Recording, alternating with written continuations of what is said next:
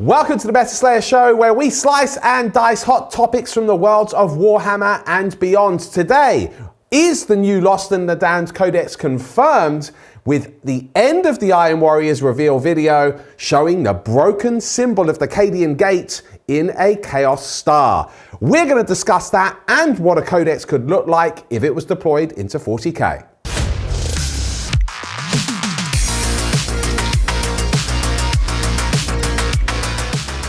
So I'm Lawrence Baker. We're going to get right into this topic with my two colleagues, the infamous Mr. Pastry Chef. Why am I infamous? You are infamous. Your rants are infamous. Legendary. And Meta Mike. No, not infamous. Not infamous yet. So, right, we're going to be discussing, is this codex actually confirmed? So let's talk about what this symbol means and actually, you know, what that might look like if a codex was to come into 40k, or is this all hearsay? And if the codex was to come into 40k, which is a subject very close to my heart because I want to do this faction. I want to bring back the Siege of Vrax. I want to use all of those Traitor Guardsmen. What would the rules look like and how would it be deployed? Okay. First of all, is it actually going to come back? I have no idea. So I think there's definitely an element of they absolutely could. Yeah. And part of the reason for that is because they definitely seem to be revisiting stuff from the annals of space and time when it comes to 40k. We've just seen, literally as part of it is the Corsairs. Right. Who used to exist. We've had the Votann come back, which for several editions didn't exist as an army. We saw in earlier editions they removed the Wolfen, which were traditionally only part of the 13th Company, because this is all the Eye of Terror campaign stuff. Yeah. And part of the Eye of Terror campaign supplement was the Lost and the Damned. That's right.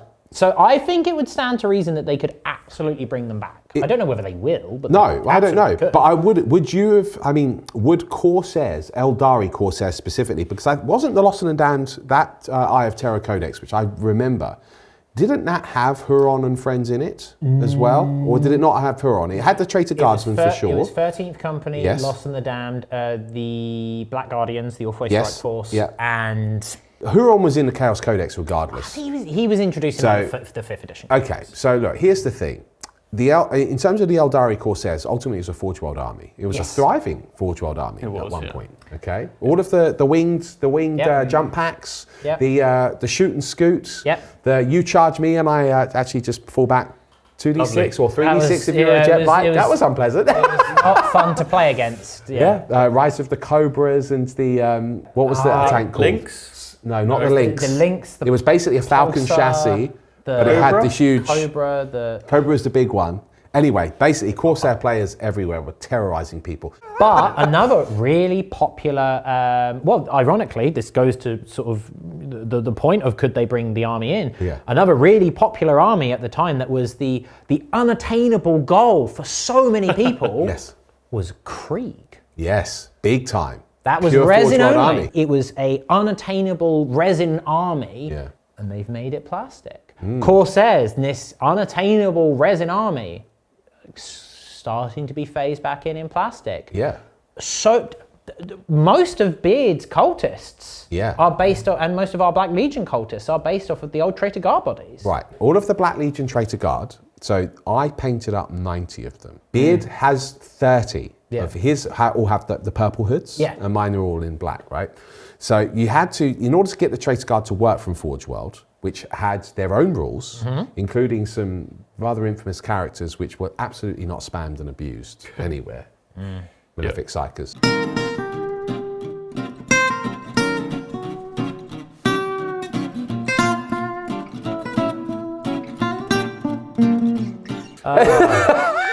Those were the days. But in order to get them to work, you basically was an upgrade kit for Cadians. Okay. So you have all of the Cadian soldier legs, but they also had full command squads. They had Bullgrin equivalent, as you call them now, although back then they were just Ogrins with like lampposts. Then you had like a hound slave master. Yeah, hound master. Enforcers with the like sort of skull masks as well. I don't have any of those, but I did get, because I really wanted to do this army, hence why I painted 90 of them. I really wanted to run a pure Traitor Guard army. Now, by the time that this had happened, the Malefic Psychers and subsequently the Traitor Guard army basically got nerfed to the ground and kind of quietly sort of transitioned out of 40k. Well, which we've seen with most of the Forge World stuff. Is being transitioned out for pretty much every army as their codexes have come out during 10th. It's been, hey, you've got a selection of 50 resin tanks that you could use guard plate. No, it's more like 5 now. Exactly. You know, so again, that stands to reason is following the trend of, hey, but then also this stuff's coming back as plastic. Here's all the new Krieg stuff. Right, right, exactly, right. So, I mean, maybe they'll do Talon down the line as well. We shall see. That would be exciting. That would be exciting. So, yeah, go on. So I think it's important to talk about the indicators, right? Yes. Because we want this to be a thing. We want the book to come back. Yes.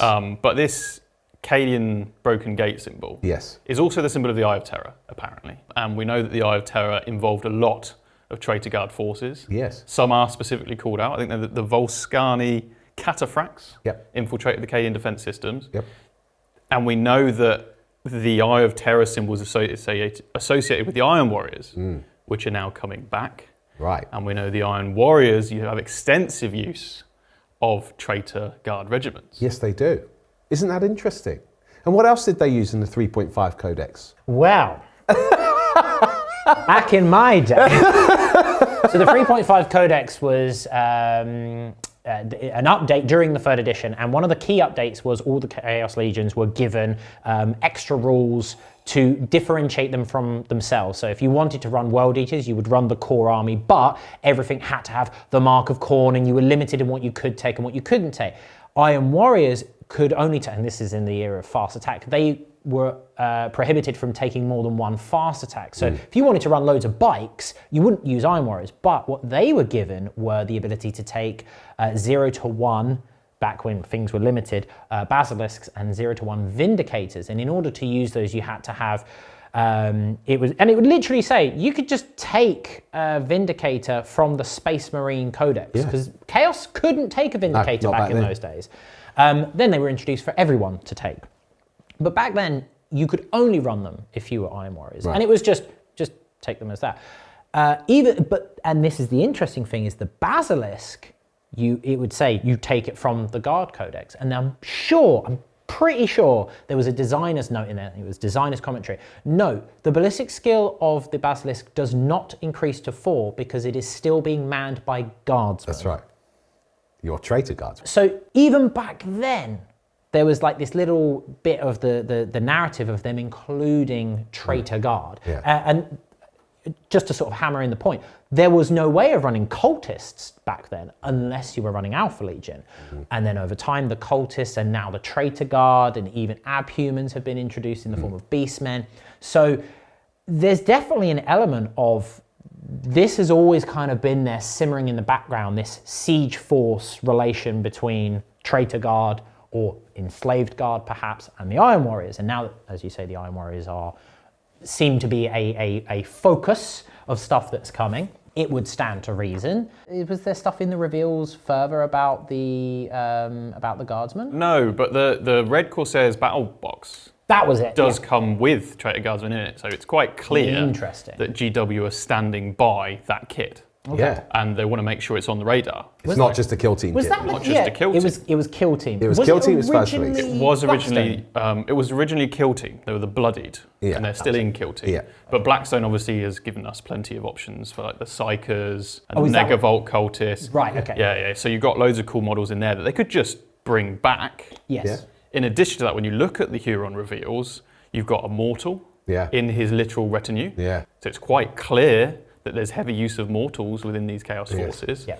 You've got a dog soldier. Yeah. Who knows what that means? Yeah. But if dog soldiers are back on the menu, well, who's to say? Yeah, great. Who's to say dog soldiers couldn't feature in as a mercenary for Traitor Guard? Yeah. There's so many different sort of races and mercenaries that could come back out of the woodwork. Which really flesh out the universe as well, which is really cool. Absolutely. But here's the thing: Eldari Corsair started as a kill team as well, right? So. Yes. They sort of either use it as a test bed to see how popular it is, or it's like, well, here's the first wave of a new faction. It does feel like Kill Team is almost this bit where they've said to either like an intern or someone's pet project in the design studio of going like, They're like, I really want to do a Night Lords upgrade sprue. And they go, I'll just whack it in Kill Team. And then everyone goes, this is really awesome. Why don't we have it in 40k? And they just go, I'll give it some rules for 40k, then go on. And then it almost snowballs to the point where it's like, well, now here's 5 new kits for something. Now, the way the internal workings of Games Workshop in regards to that, the Corsair may have been planned out and they were always going to be released with new plastic kits and as a new sub-faction. And then they went, but we also it's ready to go and we need something to plug this release gap. Just send it out. Actually, the opposite. Make it for 40k and then give it some Kill Team rules. And then we'll release it in Kill. So who knows how it actually might work. So for all we know, these Traitor Guard might have just been, well, the Traitor Guard army's ready, but actually we need something to plug the gap and we don't want to release it just yet. So, let's just, here you go, have the Bloodied as your Kill Team. And then 3-4 years later, it's going to be, oh, by the way, here's Traitor Guard. We've no idea, but it does seem to be this test bed that they're using, probably to gauge interest as well. Yeah, for sure. It's worth noting that the Krieg squad was the original Yes, that was a Kill Team as a commander. Against the Orcs. That's where they started. And they knew that was always going to be popular. But boy, they fleshed them out though, haven't they? They really have done, but it took a while to do so. It did, But again, they've taken cues from, a lot of these are redesigned or re-envisioned Forge World units. They already had equivalents. So this is really interesting. Okay, so let's now look at actually Traitor Guard. You can technically kind of run a Traitor Guard army using the detachments, Chaos Cult detachment from the Chaos Space Marine Codex. It does a pretty good job. It makes your Traitor Guard battle line, which is useful. You've obviously got a sort of a command, character unit with a Traitor Enforcer and a Traitor Ogryn, but you can't represent your full Bullgreen contingent from Forge World. You can't represent your tanks at the moment. There's no current way to bring in Basilisks or even Russ or anything like that. We have seen with the Gene Stealer Cults, them allow you to use Astra Militarum units, and they did an upgrade sprue for them. So my question to you is now, let's assume that they are going to release a standalone book, The Lost and the Damned, which has all of your cultists in there, it has your abhumans in there, it has your Traitor Guards, and perhaps some new units as well. What does this look like? How do they deploy it? Will they release new vehicles? Will they have access to demon engines? Or is it just guard tanks? Is it new? Is it a hybrid? I've put the question to you right here, right now, and I want the answers. I think the easiest play to look, and another supporter for them coming back, is in the limelight. The video game Dark Tide. The main enemy is Traitor Guard. So the design team need to look no further than the enemies within that game. It's what they did with Old World. Well, there we go. And they did try to make a Dark Tide board game, but if they went, whole hog with Dark Water, like something that big, then they would have all of these different models and enemies in there. So we could expect to see they'll probably just keep the Traitor Guardsmen the same. Bump them to 20 models, obviously, that would make sense, right? But we need some kind of command structure, right? They need a command structure. Well, I think they're going to need heavy support teams, surely. They're going to bring some heavy support teams in, come on. Absolutely. Are they going to have some sort of Traitor Guard cavalry? Could a Krieg, Death Rider equivalent work in something like, I certainly want to see my Bullgrim back. Yeah, they'll do either, I think they could do something really cool with the Ogryn thing. They could do Plague Ogryns. They could, which were a thing as well in Forge World. Were a thing, and then they could do Traitor Ogryns. So it was like a multi-purpose kit. And I think the easiest way for them to do these releases is to have like maybe 4 kits come out, but they have alternative builds. But you'd have to have Traitor Ogryn in there. It's such an iconic thing, and it's a Dark Tide. Well, do you put any? Because the thing is, they are. I mean, even Gaunt's Ghost fans, like Traitor Guard are like the main army. Like when a Chaos Space Marine turns up, the Blood Pact. Blood Pact, when they turn up, But I mean, there's a few different regiments, but the Blood Pact are iconic. Here's the thing: do you forego Imperial vehicles entirely and just give them demon engines for a quick, easy release? Personally, I hope that they wouldn't do that. Or do you release upgrade sprues for existing Astra Militarum vehicles? If so, which ones do you include and which ones do you not include? Do you just have it that you can have 1,000 points of Astra Militarum units, similar to the Gene Stealer Cult detachment, or it's 500 points in that regard? Which vehicles are we including, and how does that work? I feel like it'd be a cop out to do you can have 1,000 points of guard route. I completely It's not agree. really it's a not codex at that point. stage. No, it's just a detachment. It's cute. It's a detachment. Yeah. I'm gonna. Go on, he's brewing now. I've got two thoughts in it, and it's like, okay, because I can see the quick and dirty way of Games Workshop doing it, and what they'll do is they'll go, this is the Traitor Guard detachment, and they'll call it Lost and the Damned. Yes. This is for your Imperial Guard Codex, and you can take 500 points of Chaos Space Marines. You can't include Demon Engines, but you can include up to 500 points of Heretic Astartes infantry. Much like how the Lost and the Damned used to work back in the 6th edition Siege of Rax book. Yeah. You could take, it would be predominantly mortals, but you could take a couple of Space Marines and you'd put them as characters in the unit. Yeah. You wouldn't quite do it like that. That would be, in my opinion, a huge cop-out, because it would just be, but then I would also argue, because this is kind of how we have the Dark Mechanicus army works, which is really awesome, right?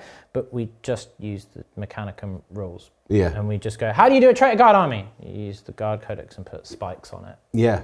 Well, right now... The negative aspect of me is just like, if you really want to run Traitor Guard, you just run Guard. Well, you're not wrong. Like, so right now, I've got... That's boring. Well, it is a bit. It is a bit, honestly. Like, because really... Conversion-wise, it gives you loads of opportunities. It does. And here's the thing. Like, you're talking to a hobbyist now that actually is really interested in making this army. And that I've got all of the Forge World figures. So in addition to those infantry, I've got all of the command squads. I've got the Psychers to represent Primaris Psychers in the Guard book, I guess. And I've got all of the Bullgrin. Now, I can't represent those Bullgrin. I've even got the upgrade crews for the tanks with the searchlights and everything.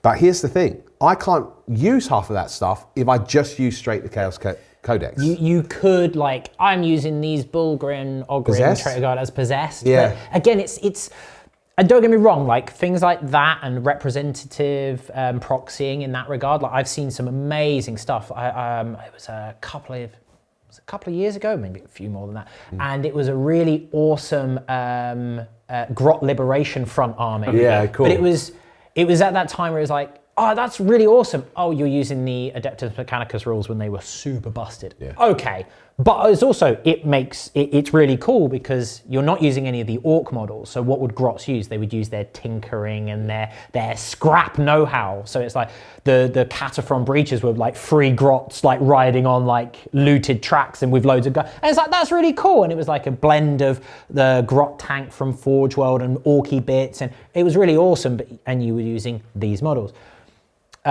This will probably remind you of earlier editions. You could run the 4th edition or the 5th edition Chaos Space Marine, or you could run Space Wolves because they were better. And I saw loads of people doing that. And it was like, I'm going to use my Chaos Space Marines as Space Wolves because they were just better at combat. Yeah. And that's what you wanted from Space Marines, right? Or Chaos Space Marines. So there's nothing wrong with this. No, and a lot of people will think that's quite cool. Yeah, and I'm sure there's someone out there in the comments or watching this or is being told about this going like, oh, Steve, they're calling you out, mate. Because your Traitor Guard army just uses the Grizzled Veterans, or your Traitor Guard army of loads of spiky tanks just uses the Hammer of the Emperor, but you call it Hammer of Chaos. It's like, there's nothing wrong with that. Yeah. That's really cool. I have a horrible feeling that that's almost the mindset of Games Workshop in a way, would then be going, you could just already do that. So do we need to release new models for it? You've already got your token Traitor Guard for Chaos if you're that interested in it. But no, I want Bullgrim with a drill grafted to their hand. And I want plague guts spilling out everywhere. Would it be different enough though? Because it's like, because everything we've said is Ogrins, sure. What tanks would we give them? They've got to have heavy support. You've already got Traitor Guard. This is all stuff that exists. It's just with a spike on its shoulder. Basically, yeah. But I mean, is there also an argument though that Chaos Space Marines are, that to outside of the actual specific God Legions, are they not just that to the regular Astartes? Well, weirdly, it's almost like they're trying to lean into the Demon Engine stuff. They are. Yeah. Which I think they should for Chaos Space Marines. 100%. I think we can sort of come up with like, how would we make the Traitor Guard Codex different? What rules would we give them? Well, that's what I want to know. That's my next question. Would make them... How do you make it different? Different. I mean, they're going to have some iconic Guard units. There's going to have to be a command squad. Yeah. But it doesn't have to look like a loyalist command squad. You can have an executioner guy in there. Well, yeah, and you can guy have with a your whip. psychers. You can have your psychers in there. I actually think a unit of psychers, Yes. that's different to guards. Yes. And obviously they're going to be horrible. There's no longer the weird vein psychers or what they used to be for guards. So now we can have this that's unique.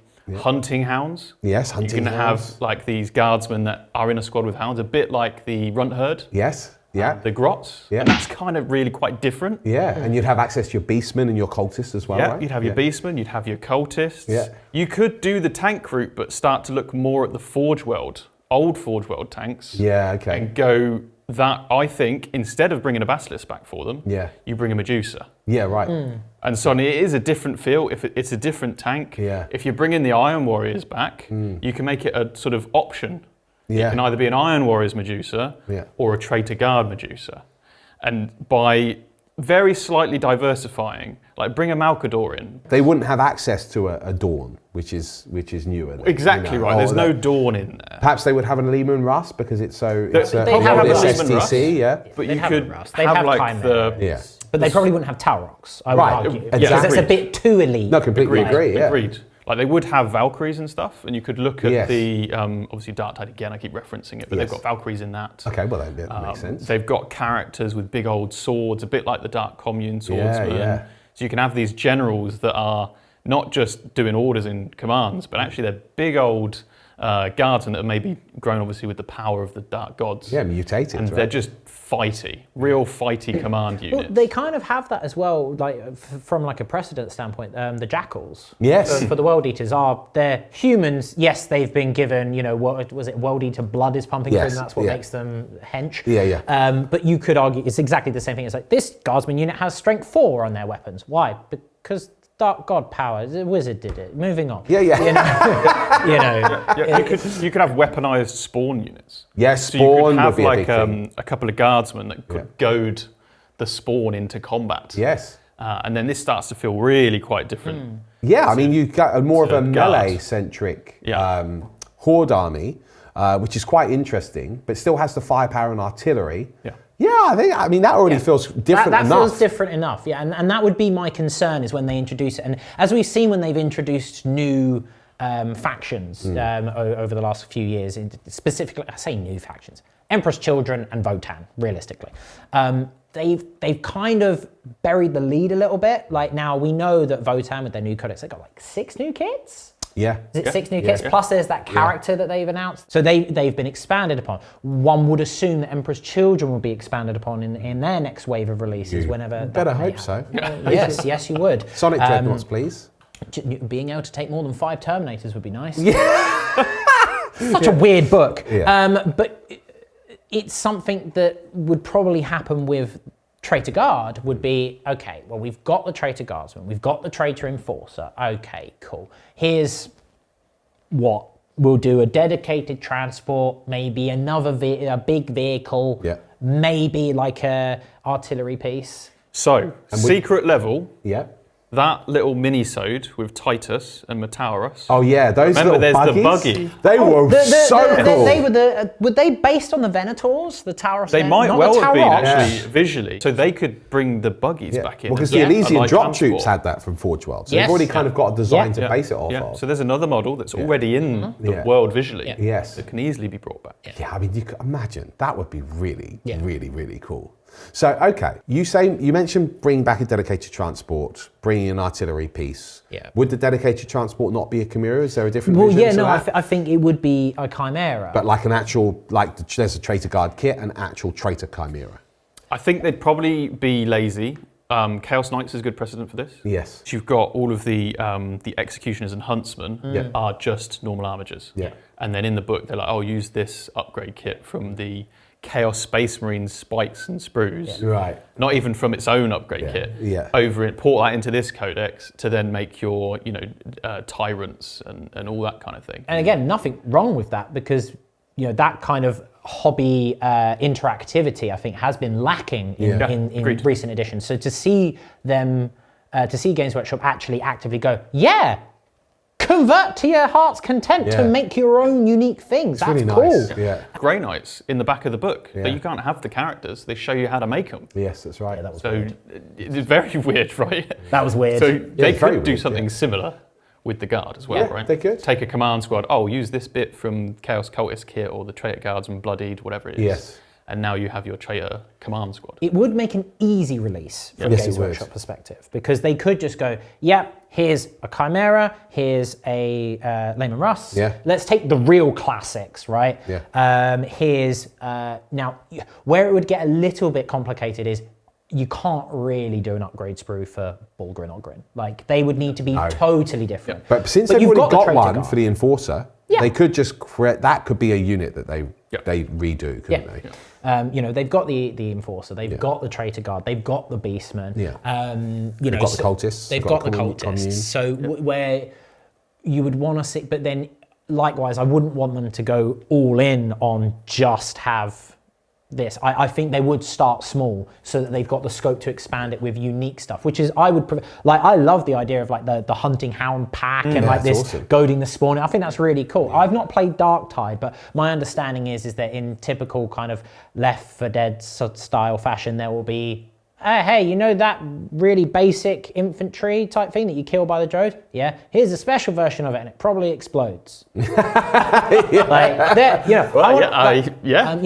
like that. And they could go into because from an aesthetic point of view, I think we see the cultists, we see the Space Marines, we get that sort of, here's like the Grimdark, and they moved away for a little bit and then they've kind of come back a little bit and they've really tiptoed around the Grimdark. Now, if there was ever two armies that could really embody the Grimdark, it would be Dark Mechanicus and Traitor Guard. Yep. And I think Traitor Guard, because they already have the foundation of it, Dark Mechanicus, I think, it would be so difficult to implement as much as I would want them to, because you would need to do a complete range for it. Yeah, 100%. Whereas they've got the ability to go in with the range basically half done. Yeah. Yeah. Yep. So then, yeah. my concern with them would be, how would they make them unique enough to justify introducing them outside of just going, this is a cool little detachment if you want to be a bit narrative. Yeah. I think it's also interesting to look at what it would do in terms of the game. Like, what would the faction bring to the game? And actually, my thinking is kind of, well, if you want to play Chaos, you have to play Power Armor. Yeah. And actually, suddenly... excuse me, demons still exist, thank you very much. Where is your Codex? As I was saying, if you want to play Chaos, you have to play Power Armor. So suddenly now you've got a bad guy, a Chaos force that doesn't require you to paint Power Armor. Yeah. You don't have to paint loads of trim, potentially, right? And it gives you a bad guy for so many different narrative situations, campaigns. And, as a BatRep channel, we try to make the forces fight something that they probably would fight. Yeah, that makes sense, right? But it's always difficult to get Guard to face... Yeah, Space Marines. Space Marines. This is part of why I want to do the Traitor Guard, because even if I run them as regular Guard, it just narratively looks right. But this is the advantage that the Dark Mech army that we have gives us. Yes. We can go, I really want to use Sisters today. Oh, I was thinking AdMech. We can do it. Yeah, this is the thing. Like, if you want to play a loyalist faction on the channel, and maybe we can't put a Xenos faction on, you have to play against Power Armor. Right. Yeah. And generally, that's the rule, right? Yeah. But the most common enemy in the galaxy It's Traitor Guard. Is the Traitor Guard. Yeah. Yeah, you're more likely to fight against corrupted guardsmen than you are a Space Marine. Yeah. Because that's how big and vast the galaxy is. I mean, they're in so many of the books. Yeah. Yep. Like it's prime material. I wouldn't want them to cop it out and be like, yeah, just like I said earlier, use this detachment, but throw in like a demon engine because you're feeling a little bit spicy. You know, it's like no, do something different. However, I'm happy with anything. Because if they do that and they throw one detachment out there, it lays the groundwork. Yes. Yeah, 100%. For the potential for the future. Yeah. And it starts people building these conversions, these traitor armies, and being like, oh, I can actually play with this. Yeah. And maybe one day in 15th edition, or whatever it might be, there'll be a Traitor Guard release. Yeah. And we know that they're upping their production of plastic models. Yeah. Like they've got new factories and stuff. Yeah, look, it's on the cards. Yeah, look, I will happily play them, even if it is just a detachment or two. I mean, you've seen with the Corsairs now, the Eldari Corsairs. You're still basically in Codex Eldari, but you've effectively got your own Snowflake Corsair armies to use. Yep. Same with Harlequins. Yep, same I with mean, Harlequins. obviously that's a big blow because they did have a codex, and that was years been ago, taken we need away. to let it go. Yeah, I don't think I ever will. But you know, at the same time, you know, like people acknowledge it as a Harlequin army rather than an Codex Eldari army. Nice to see, especially for someone who's put in like loads of effort converting stuff, to see it officially be acknowledged as a Traitor Guard army rather than this is my guard army with spikes on it. It looks really cool. It's narratively really cool. The conversions are cool. The paint job's cool, but the rules are guards. Yes. Fine. Nothing wrong with that. You changed the word I'm giving them orders to I'm enforcing command. Yeah. You know. Yeah. But I would like to see, you know, if they were good to go down that route, it's like, oh yeah, like you give them orders, but you can, their orders don't fail when they're battle shocked. They just take D3 mortal wounds because the whip masters is like, no, I told you to shoot better. Yeah. Like, you know, stuff like that would be just a neat little twist on it. Yeah. I wouldn't want that to be the full rules though. So that's my conundrum is like starting off with a detachment, fine. Yeah. But if they were to be a full army, what would it be? What would it like? As you say, like adding in almost like a different form of chaos that doesn't wear power armor and or has invulnerable saves across the board. I will not let demons go. Don't worry. Or it's a slightly melee centric horde army but of light bodies. Like you can do that with Gene Stealer Cults, but it doesn't really work. You can do that with like an all crew army, but it would just be something a bit different because it's human. Yeah, I think, ultimately it would just be another flavour. There are going to be, because there are so many factions in 40k now, I find that they struggle as it is to actually truly differentiate with the rules between the factions. But to be able to have it as a playable faction would be awesome. But what do you guys think? How would you implement this? And before we say, well, they never do sort of like a half-baked codex, we need look no further than Imperial Agents, which is just an amalgamation of data sheets. I honestly thought you were going to say Emperor's Children there. But we will leave it on that note. How would you implement this? What units would you have? How could we get this out there quicker, or sooner rather than later? Or is there a full-baked codex on the way? We'll join you in the comments and discuss it further. Until next week, we'll see you again very soon. Bye-bye. Want more tabletop tactics? Then get yourself an on-demand membership. You get at least 3 additional shows every single week, covering Warhammer 40,000, Warhammer the Old World, and much more. That's right, each month our members can enjoy 8 full battle reports, as well as our faction focus and codex reviews, get closer to the team with 4 exclusive talk shows, as well as full access to our thriving Discord server. Members can also benefit from a growing library of painting tutorials from our studio painter, and whilst you enjoy your hobby, you can binge our seasons of RPG content. Right now, new members can access all of this and hundreds more shows for an introductory price of just $4.99 a month or $49.99 for a full year.